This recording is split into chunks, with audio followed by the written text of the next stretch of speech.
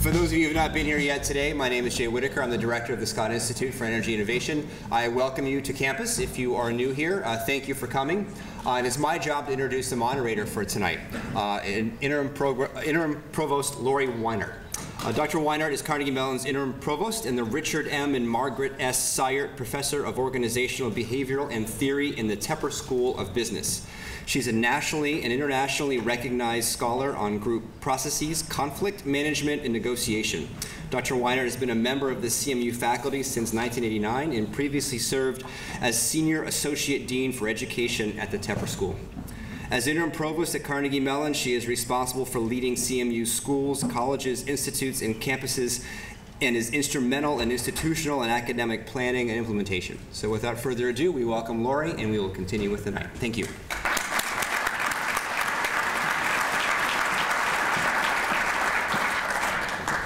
Good evening. On behalf of our President, Farnham Jahanian, and this Carnegie Mellon community, I'd like to welcome you to a very special Energy Week panel discussion. To get us started, I'd like to bring to the stage someone who knows a thing or two about challenges facing urban areas in the United States, Allegheny County Executive Rich Fitzgerald. Rich.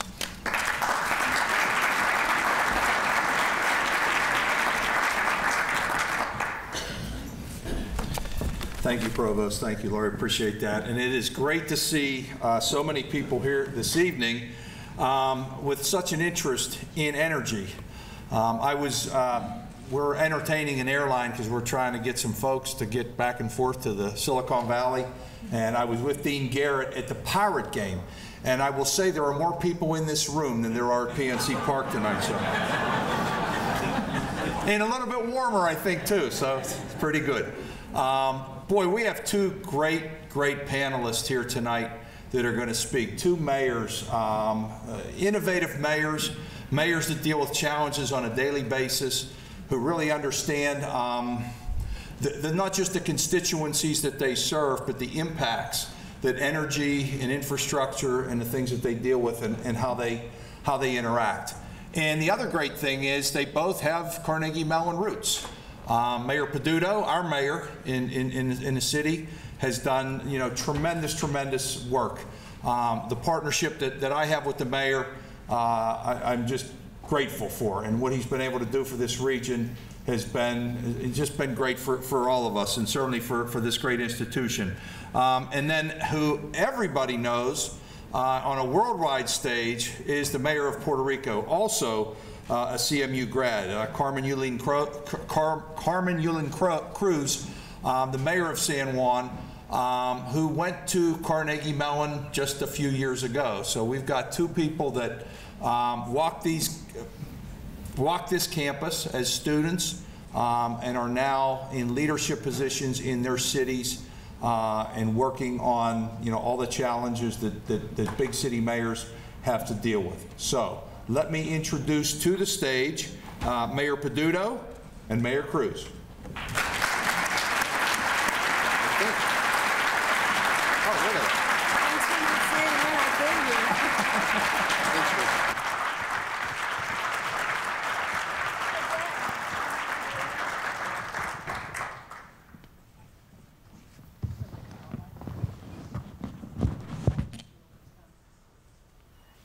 All right, so it's often said that the most difficult job in the United States governance is being a mayor of a major American city. When you're a big city mayor, rightly or wrongly, you're responsible for everything that goes wrong, and you rarely get credit for all the things that go right. A big city mayor is expected to be the city's biggest cheerleader and its staunchest defender, its toughest critic, and its most miserly accountant. And perhaps most importantly, its de facto parent. And as budgets get increasingly tighter, populations shift, economies evolve, big city mayors have to foresee which way the wind will blow in order to best position their city to survive and hopefully flourish. No moment in time has been as challenging for big city mayors than this moment. Mayors are called upon to incorporate new technologies, retain and redeploy municipal employees, and maintain a viable tax base. And they're expected to do this while competing with other cities for new business and viable promotional opportunities. So few things touch all of these areas as thoroughly as the energy that powers a big city. And the mayors we have here today have two valuable and unique takes on the role of energy and it plays in reinvigorating, reinventing, rebuilding, and managing big cities of today and in the near and distant future. So I'd like to start a Q&A with an opening question. Although these two cities may seem worlds apart, Pittsburgh and San Juan share many similar management and infrastructure concerns. So let's just start by what do you see as some of the energy commonalities we might have across the cities and how we can leverage these commonalities to continue to benefit both cities. So, Mayor Peduto. Thank you. First, it's great to have you back home. I hope you do understand that Pittsburgh stands ready to be a partner with Puerto Rico in the rebuilding of a great territory. So,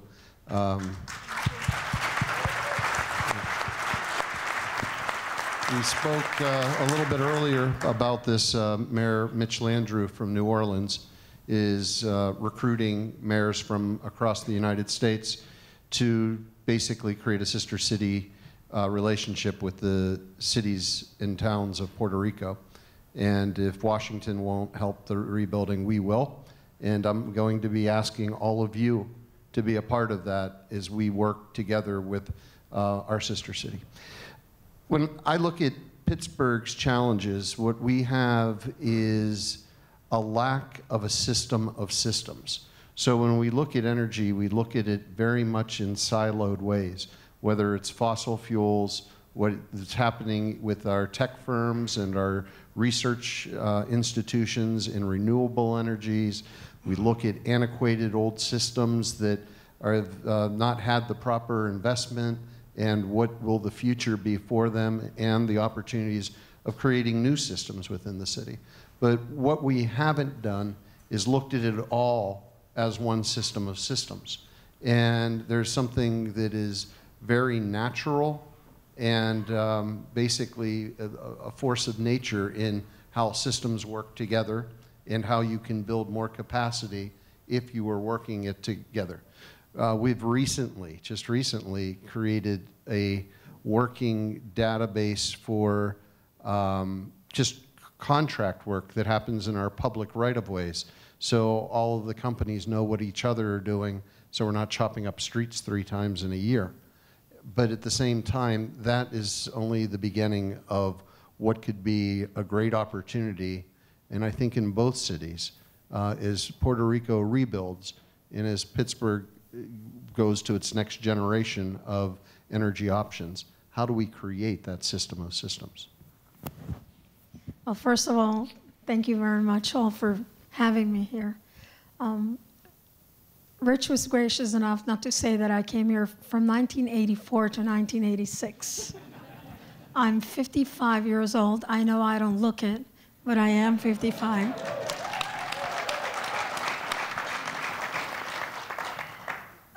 But I'm going to take just 1 minute to, first of all, thank Pittsburgh.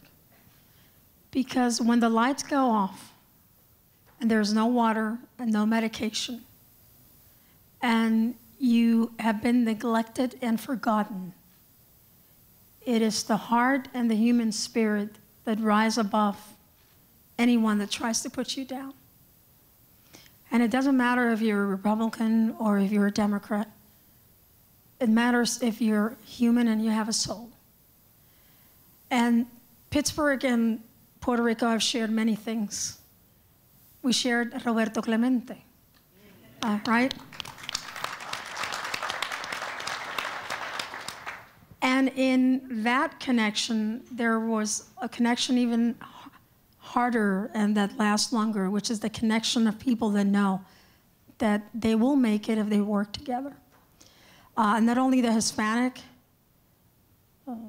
Chamber of Commerce of Pittsburgh helped us, the city of Pittsburgh helped us, but above all, Carnegie Mellon University rose to the occasion and showed what Carnegie Mellon is all about. Is putting technology to work, but making sure that technology doesn't replace the heart of people. Making sure that we can work together. and what the mayor is talking about in terms of all of the things that Mayor, I was here last time, March of 2014, and you can actually see the transformation of Pittsburgh. You can see it, you can feel it, and the world is talking about it. Why? Because you have made sure, with great leadership and great partnerships, that life does not go on, but life is better for other people.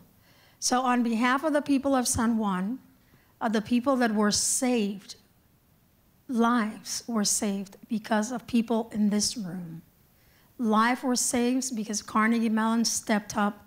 Lives were saved because the mayor did a lot more than what he's given himself credit for. But there's one person here that I want to distinguish amongst all. And it's Roxana Guernica. I don't know where she's sitting.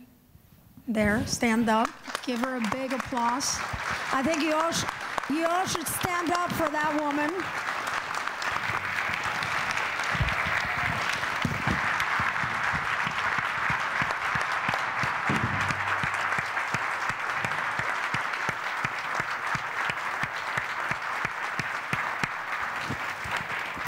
Because when others were not doing what they were supposed to, CMU students were doing what people thought they couldn't do.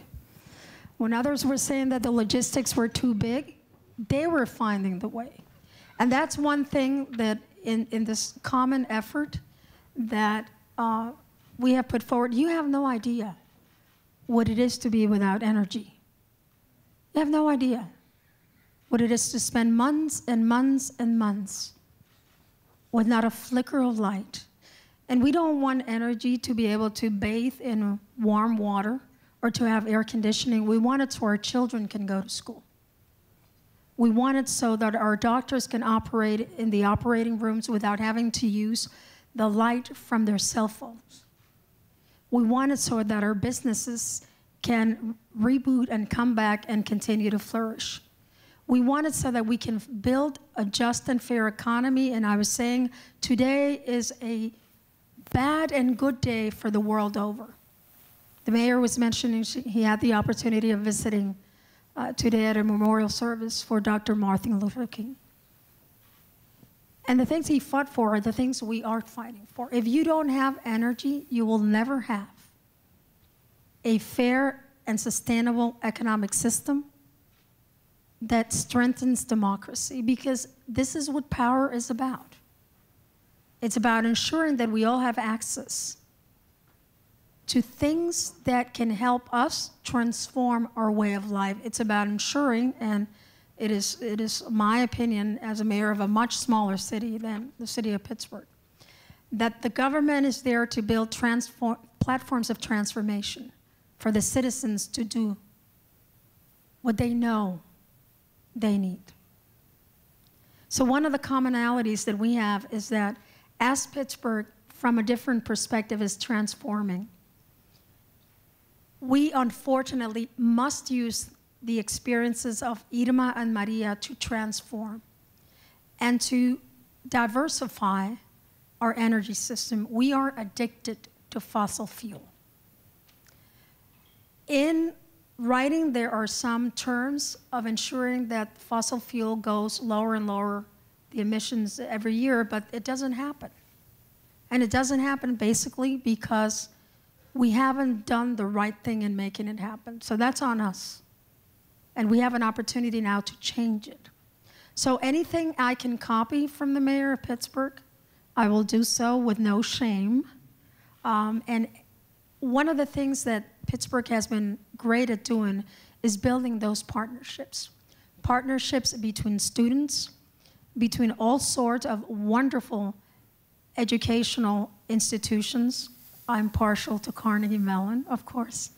But there's a lot of brain power in Pittsburgh, and it continues to attract brain power because there is no fear in this city to look at new things, to build upon what didn't work and make sure that others learn from what has worked. So one common point is where we start from. And we start from a need to have a fair economy, to have a more just system, and to ensure that everyone has access to energy that is renewable, that is clean, that provides jobs, and that helps cities to transform. That's a challenge for us because some people think it takes a lot of money. I think it takes a lot of vision. There's a lot of vision in this room, and we can make it happen. I'm sure of that. When the mayor and I met, and I'll finish with this, he told me, and I don't think he remembers, well, in a couple of years, Pittsburgh is going to be different. Well, Mayor, Pittsburgh is different.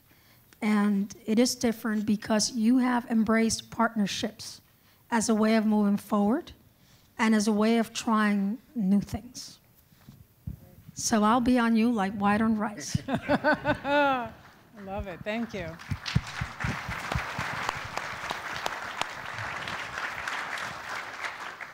So there's many directions we can go from here. One question I want to ask has to do with balancing the energy needs of your population with other municipal concerns, such as transportation and housing and communication, and the way energy plays into this. So you talk about networks and collaboration, and also this idea of how you're delivering power to residents, what the needs are, and how they play off with additional municipal concerns. So I think it's an interesting question, both in terms of how you're managing all the different demands and also how you're rebuilding. I think this goes back to the first question, too, what we can learn from each other and basically be able to share. As you look to build a city or rebuild a city, you have areas where you're going to have a more concentrated and dense development. Think of the 28 acres by PPG Paints Arena. Think of the Strip District. Think about the 178 acres in Hazelwood. These are areas of opportunity where you're going to see a lot of new development. Now the question is, how do you power it? So we can do it the way that we've done it since the 1800s and have a power plant that's out here and ship it in and be able to power it off the grid. Or we can look for new opportunities to create direct energy, to be able to produce the energy in the areas where it is being used. And when we start to look at that, then overlaying it with transportation options, different grids in these corridors, which then can be electrified, using solar, and finding those connection areas right into the heart of those developments, providing access for all, whether you have a car or not, to be able to then to access these areas that we're developing. So many times we'll create areas where jobs are, but we won't provide a good part of the population adequate access to those jobs. It has to be a component of it. And the idea that we have within the city as we build out these corridors in the city is that we'll be creating electric avenues that will be creating energy within the corridor itself, charging cars, being able to take you directly to those places, and others like Lawrenceville and the Strip District, in partnering with locally based companies and nationally based companies to diversify portfolios, to be able to create new opportunities in direct energy that they didn't have before, and then create the industry here so that they can then export it and start in other markets as well. Having that and having the companies that have been around 100 years, on top of the research being done not only on this campus, but the University of Pittsburgh, and then combining it with a government that's willing to open up the city as the urban lab to see it happen, is priceless, especially when you can create new systems or adapt old systems and have all these other opportunities to create so many different models of producing energy on a local level that it would be a portfolio that you could then market to cities around this country and around the world. That's what we want to see. What we want to see in Pittsburgh is a new model of 21st century energy being delivered in the places where it is being used at the most efficient method possible, where buildings don't need that much energy because they're producing them themselves. And that technology and that engineering is being done in Pittsburgh, and then being able to market it not only as a benefit for the city of Pittsburgh, but for all cities.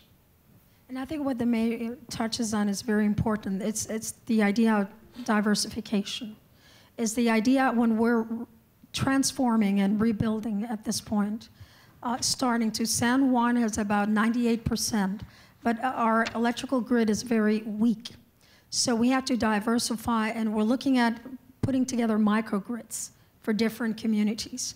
Not only for the disenfranchised communities, but every community has a right to have control over its power and to have a backup system of microgrids. It's about an average 328 days of 365 days a year that Puerto Rico gets sun. So we can use solar energy a lot, but it's not only solar energy, it's also using the wind, and also around the coastal areas, using the ocean to be able to generate energies. In the middle of Puerto Rico, there's a dam called Comerillo, that is a dam, and if it's used to create energy, just using the water, it will provide energy to a very vast region. One of the elements is that before Irma and Maria, all of the energy in Puerto Rico was produced from the southern part of the island. Now, after Maria, there's a little portion that's produced in the northern part of the island, not in San Juan, but very close by. So we have to really divide not only the entire island of Puerto Rico, but also the cities in terms of microgrids, so that if one for another, it's not only the hurricanes, it's also transportation. And one of the things that we saw with the hurricane is that I can have a generator. Generators are not meant to run for 7 months, 24 hours a day, 7 days a week. So we're piling up the island with generators, but we must use the opportunity to look at that portfolio of options and to look at other cities that have already started doing that, and just simply ensuring that we have hope in action. That's what I call it, hope in action. We have a non-governmental organization called Operation Blessing. It's out of Virginia, that has given solar puffs or solar power lamps. They're little cubes. You put them out 8 hours, and they give 8 hours of light, and they light up a normal-sized room. And one of the things that has given people is the opportunity to note that solar power truly works. Because we turn to think that, well, you know, it's something out there that I cannot use or I cannot afford. So we have to create, through co-op systems, through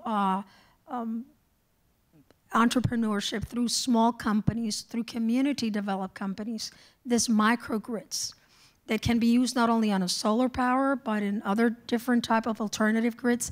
And any decision that we make now, we make in the city of San Juan based on how much energy can we save, or what is the energy opportunity cost. And just briefly, our stadium, which is the largest and the oldest in the Caribbean, it's called the Irán Bithorn Stadium.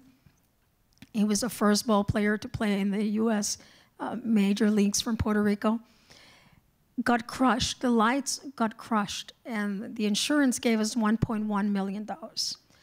But if we put $200,000 from the municipal money, we could retrofit everything and have LED lights. So we went from 754 lights to 167 lights. From a consumption every time we turned the switch of 1.2 million kilowatts to a consumption of 222,000. In a year, we're gonna save $1.2 million. And that's without even looking at putting solar panels in the park. So we have to look at, anyone here with kids?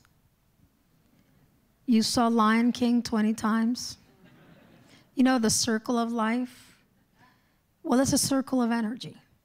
Because then we have to look at transportation and see if we can make them electric.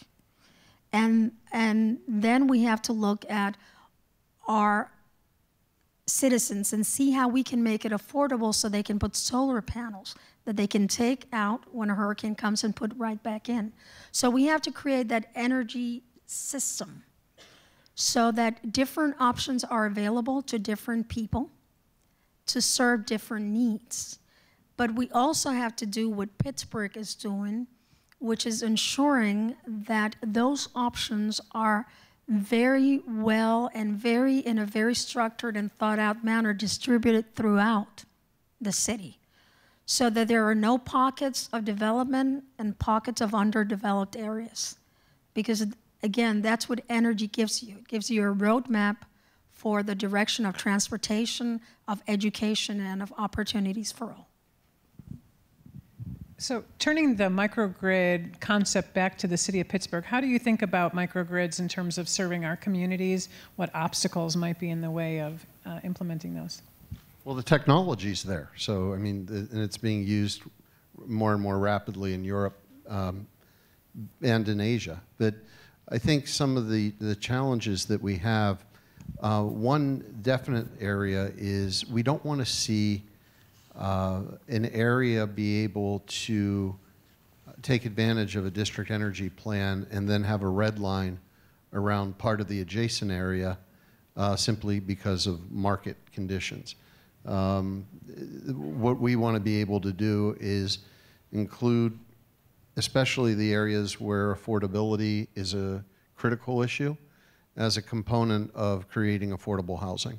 So adding that in next to the hospital or the university that present a greater economy of scale, getting those single-family homes to be able to be a part of that as well.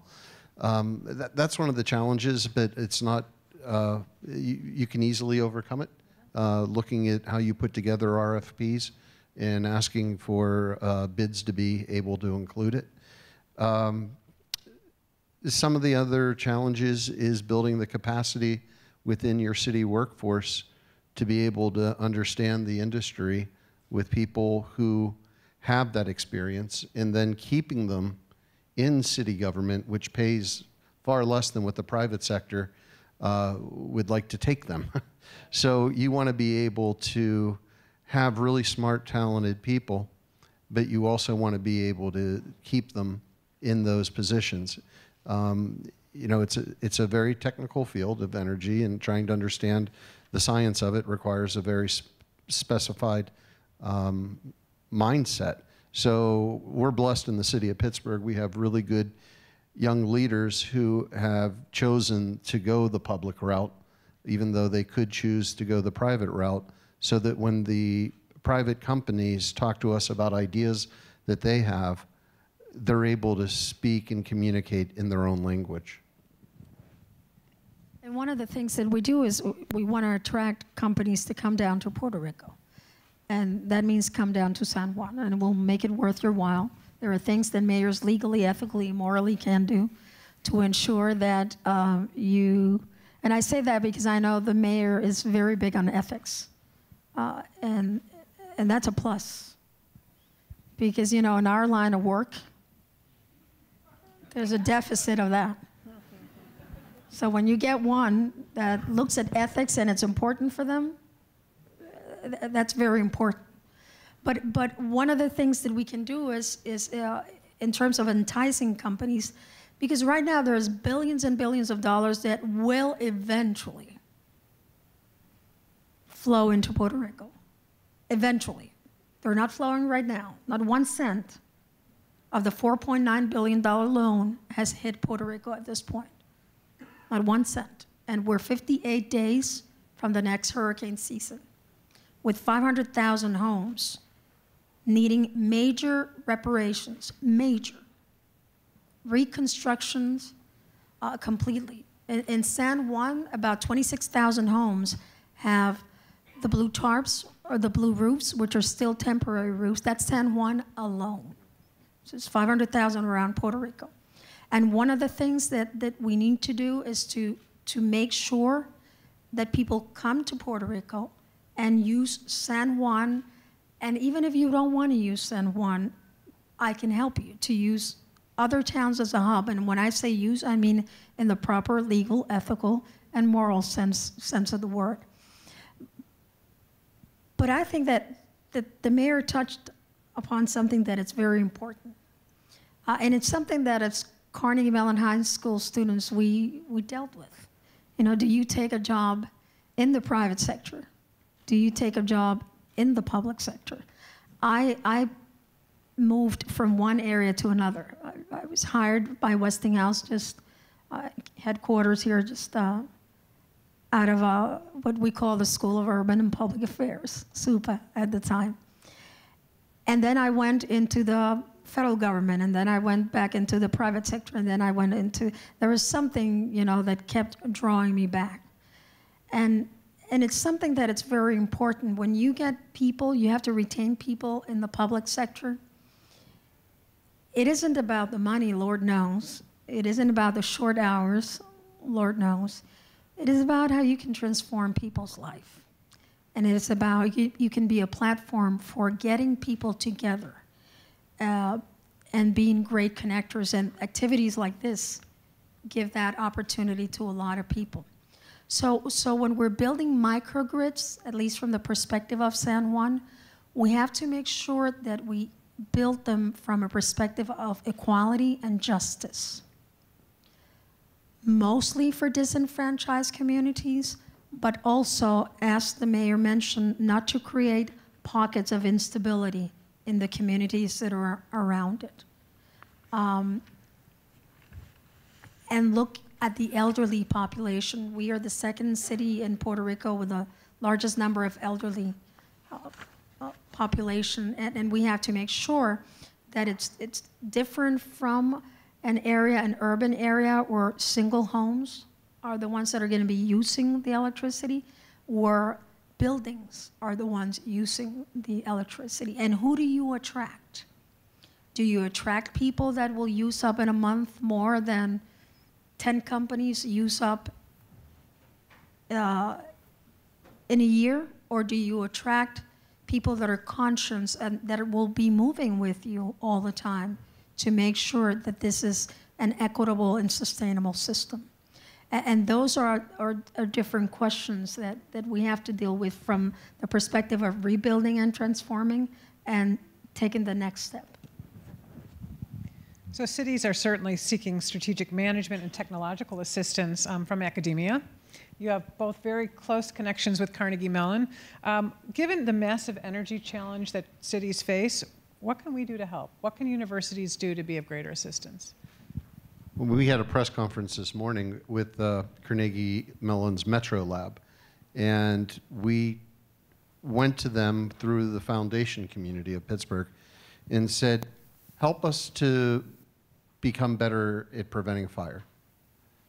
Here's data about all of our buildings. Here's data about the history of fires in the city of Pittsburgh. And they looked at 22,000 commercial properties in the city of Pittsburgh. And they came back and they said, these 57 present the highest risk.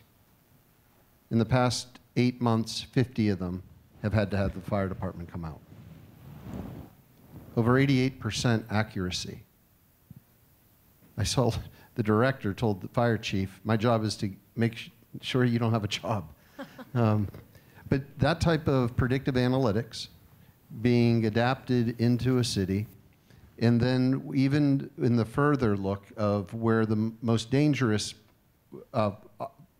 problems for fire were, they were able to predict 33% based upon the past year of incidents. What we can do is then go to the property owner, make sure their sprinkler system's working, make sure their HVAC system has dampers so that if smoke comes through, it won't go into every apartment in the building, make sure that they're up to code, and be able to prioritize that so if a fire does happen there, the chance of fatality is very low. Now, if you can do that with fire prevention, imagine what you can do with issues such as metering, energy use, and providing on-demand pricing, and being able to wash your laundry on a weekend when energy use is lower and systems won't be able to get to breaking points. Be able to utilize the data that is being presented to utility companies and to government and pull all of that together in order to see where the shocks and stresses are the most. We could completely create a more efficient system than we presently have and be able to build from it a more efficient, effective, and equitable system. So I think that's the area where academia can help. The market will drive certain innovation. The market will drive profitability. The market will drive, in a lot of ways, towards where the shareholders will see reward. The government will push for the equitable side, where it's for all, and we'll look at greater energy use and diverse energy use in order to lessen carbon footprint. And academia can work in between both and sort of bring those worlds together. In our case, you can help in many different ways. One is we need a blueprint. And when you're in a crisis mode. You know, you're putting out fires all the time. And the day-to-day really takes over the short, medium, and long-range process. So if you get 7 students and you put them in the room and you tell them to think about what are the priorities energy-wise that have to be set in order to get the more efficient system that you can get. And what are the areas that you need to attack first? Do you need to attack first all of the health system? Do you need to attack first all of the school system?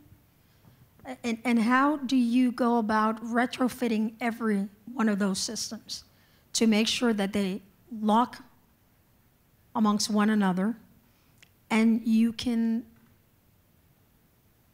come back from a crisis or from a flooding or from a hurricane? Because as someone said, we are an island surrounded by water, lots and lots of water, ocean water. We didn't know that until he said it, but... That's the same guy that was elected to represent the people of Pittsburgh, not Paris.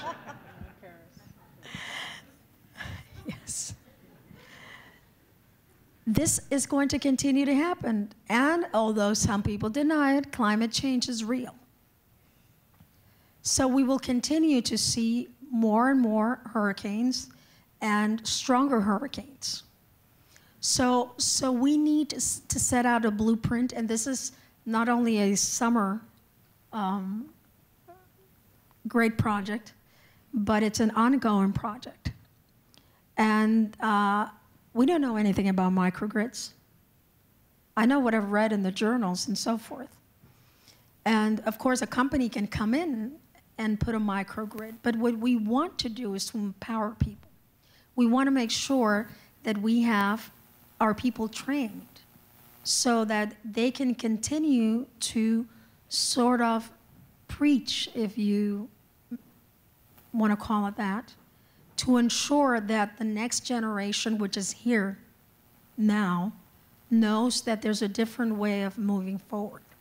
So that's one way. The 2 things that you can do is what you're doing now is, you know, connect us with a lot of people that know a lot of different ways, mayors that are not afraid to push things forward, and look at best practices so that we have access to best practices. And no, you know, I was talking to the Ford Foundation, and they said, how can we get in touch with the mayors? And I said, how about if I give you a building, and you know, all the energy companies are there in that building, and have a space, and you spend there a month, and you do sort of like an energy fair. And mayors will know what's out there from the standpoint of Puerto Rico. When people are dying of hunger, literally, and this is not a hyperbole, and they have to hang on to a rope to cross a river because the bridge is gone. And I have to put my child in my back to go to the other side and make sure that I can plug my nebulizer to anywhere that has energy so my kid doesn't die of an asthma attack. I'm concerned with that. I don't have time to think. I have to act or I will die. And that kind of thought process, of structured thought process, put in a room with also people from the municipalities will provide for a roadmap that will challenge what we think about and make sure that we move things in the right direction. And the mayor and I have said it often tonight. It's about creating equitable solutions. It's about ensuring everyone, no matter where you are, no matter how many property taxes you pay, that you have access to the same type of clean energy so that we can continue to strengthen communities and democracy. So the resources that are needed to move forward the rebuilding, to continue the growth, require input from many different sectors, many different people. And you both have talked about collaborations and connections. And I'm wondering, as you think about the networks that you're building and that you're supporting, where are the very critical connections and where are the gaps that need to be filled in terms of making those connections? Where should we be focusing? And this question I didn't give to them ahead of time, so I'll give you a minute. No, it's just trying to think about how this, it's almost as if when you come into office as the mayor, I said recently. Did you get the book? I didn't get the book. Yeah, exactly. It wasn't at the desk. I don't care what job you had before, you're not going to be prepared. No. So this is just one part of the learning curve. You hear and you learn from different publications about district energy plans and microgrids. You meet with experts that work in the industries in your town, and they explain to you the different options that are available right now. You find out what somebody else is doing, and you ask, why can't we do that? But it is a learning curve. So one of the big gaps is getting to the place where your priority becomes practical, where you know what you want to do, but you're not sure how to get there. And that's where you really rely upon three different groups. You rely upon the industry, the folks who are the leaders within the industry, to be able to show you the different options that are available.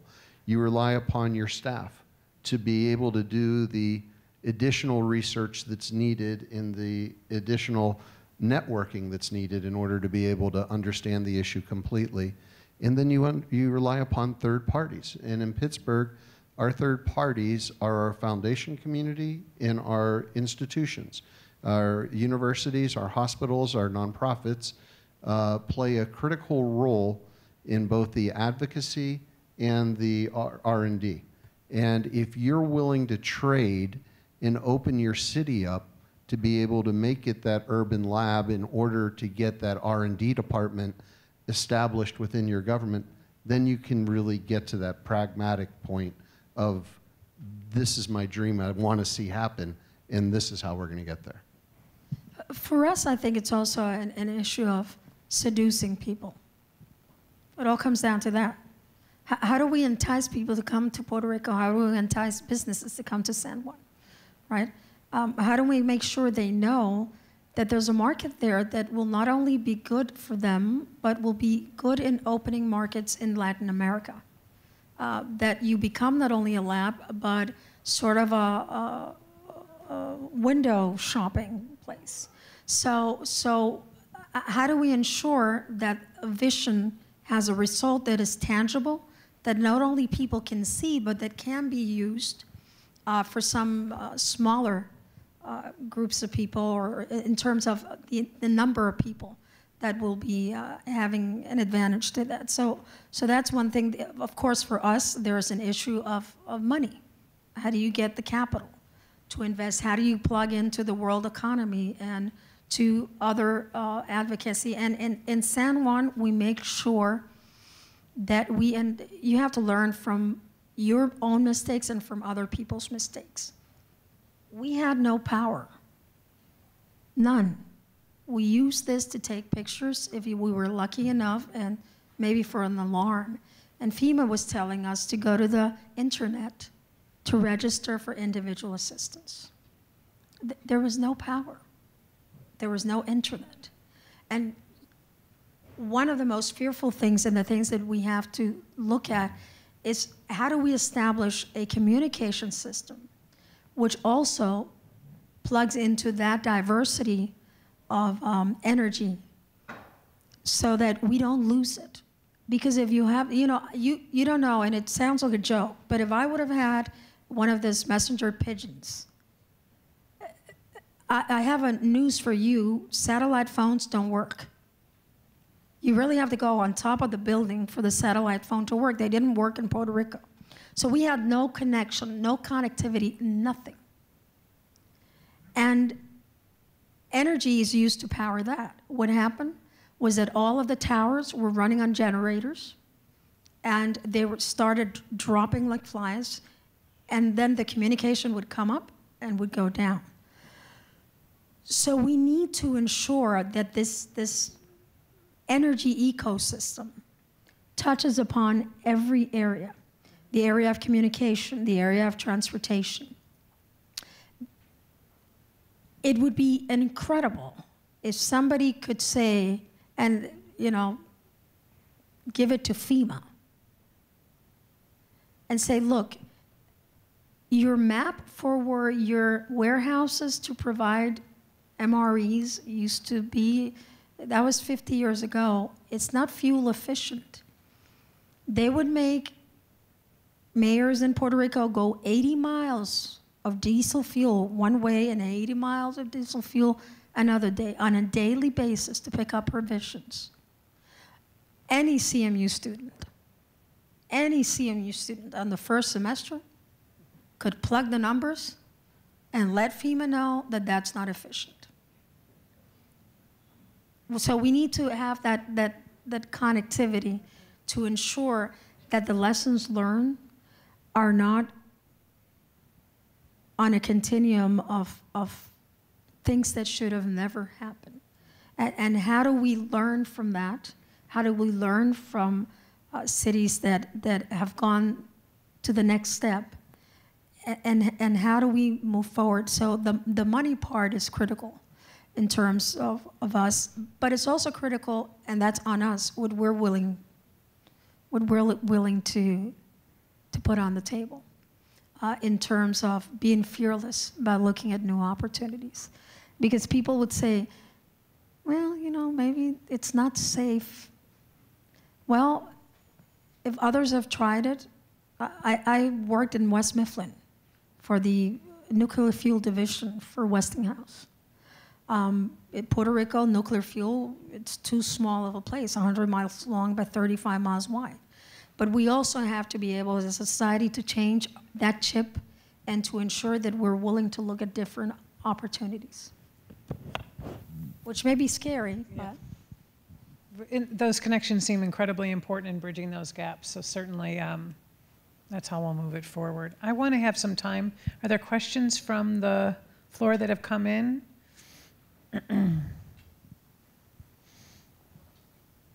We have a lot of questions from the floor. Okay, great. I want to make sure we have that opportunity. So a question came in. I was just in Puerto Rico and saw the impacts of inconsistent, expensive energy. What are the largest impediments to bringing renewable energy to the island? Politics. There's a lot of division and not a lot of vision.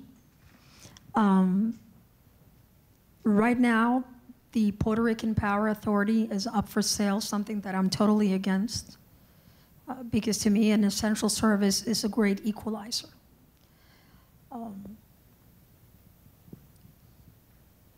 But it's also the inability for people to see what's in it for me in the immediate sense. So right now it's the time to tell people, if you want to harvest the rain, it's a good time. If you want to make sure that you have solar panels, it's a good time. We don't produce solar panels in Puerto Rico. We don't produce one solar panel. So anything has to be imported. Now, you know, there's a tariff of 30%. Anything imported from China, come to Puerto Rico, it'll be cheaper.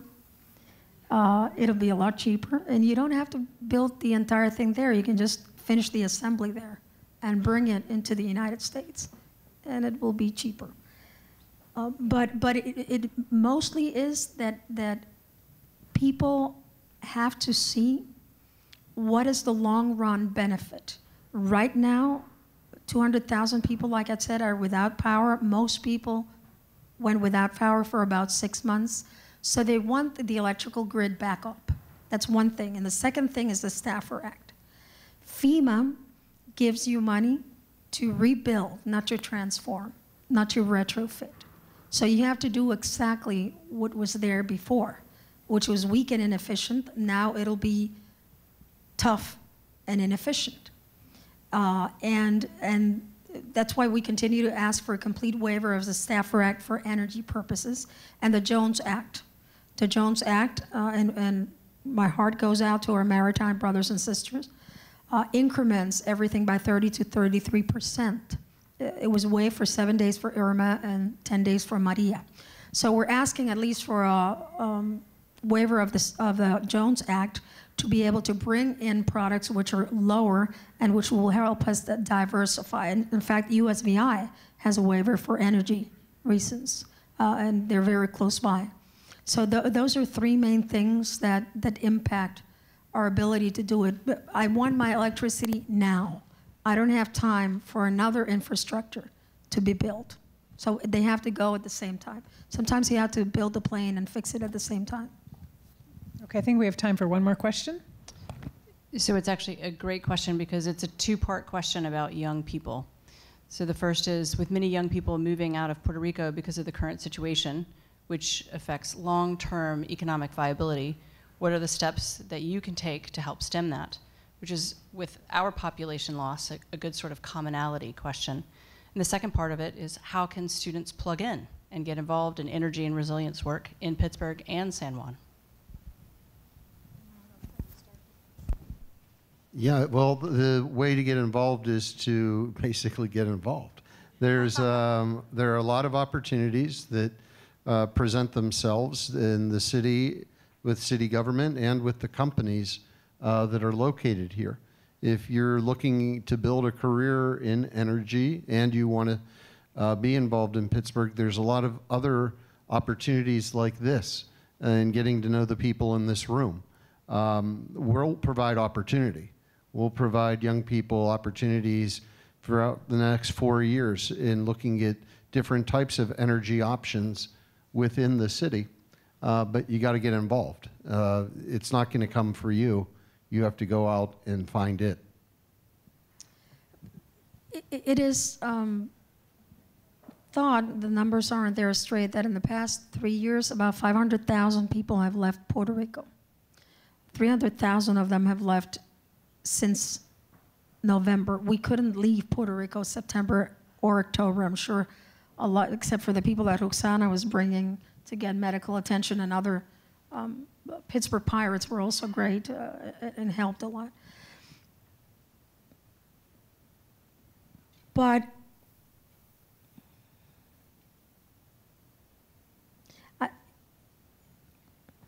look, it's an issue of what do you want your life to be, and how do you want to impact your life and the life of others. I've done that from the private sector, and I've done that from the public sector. You describe very well what the mayor's job is all about, but it's also I was a member of the legislature in Puerto Rico. As a mayor, you can see things from beginning to end. You can tweak the route and make sure that it achieves the results that you set out to achieve. Two things come out of Carnegie Mellon which I'm sure come out of other universities, but I can tell you from personal experience. One is your ability to be analytical, to take a big problem, and a humanitarian crisis has ripple effects. It's one after the other. And it's the housing crisis and the energy crisis and the resources crisis and the fuel crisis, and it just keeps piling up. So you have to break it into very different areas and have groups of people work at it, the teamwork. So one thing that you can do, I don't know if you still do it at Heinz School, but when I came here, we had students do a semester-long project. So one of those semester, or two of those semester-long projects, one can be for Pittsburgh, one can be for San Juan, and we'll share it with the rest of the other municipalities, is how do you make a municipality, a city, resilient? You know, what is the blueprint for making a city resilient? That's one thing. And the second one is, and we're going to start in San Juan an energy department. And we're simply going to call it what is going to be an energy opportunity department, because we're looking for energy opportunities. So we're not going to make it any more than what it is. And I'm going to have a meeting tomorrow with the president, and spoke with the dean of the energy department here to see how we can have students from Carnegie Mellon University, they can be undergrads, they can be graduate students, have a partnership with us at the city so that we can move these things forward and have an actionable plan that we can work on that. You can also donate to an organization which is going to come out of Carnegie Mellon University. Roxana Guernica is going to put it together. And it's an organization that's going to say, look, these are the problems that communities have. What is it that you can do? But I think the most important thing that the people in this room can do, look, if you think you can help, and if you have an idea that you've used somewhere else, nobody wants to be used as a guinea pig, so. And that it's worked, and that you really think it can help, I'll be here today, tomorrow, Friday. I'll give you my personal phone number, which is the only one that I have, you know, and let's talk, because it is in the shared common knowledge and the shared experiences that we can find new ways of moving forward. So don't worry, CMU and young people, we're going to squeeze everything out of you. Well, with that, I want to follow up on the theme of collective action and what we can accomplish together. So through the Carnegie Mellon community, the city of Pittsburgh, the city of San Juan, together we're going to move this forward. I think the Energy Center at Carnegie Mellon is at the forefront, and we're very proud of all they're accomplishing and all we're going to be able to do together on this front. So with that, please join me in thanking our two mayors. Can I say one last thing? You bet. The American people have been enormously generous with us. You may not know it, but even if you retweet something or share something on Facebook, you've helped raise the awareness of what has happened in a true humanitarian crisis. And just as a human, as a Puerto Rican, as a mother of a 27-year-old woman born in Pittsburgh McGee Women's Hospital, I want to thank you for it. You have no idea what it is to know that you're not alone. You have no idea how it feels when you know others think your life matters. You have no idea what it is to see sparks of light in complete darkness, literally. And you have no idea what it feels not to be forgotten.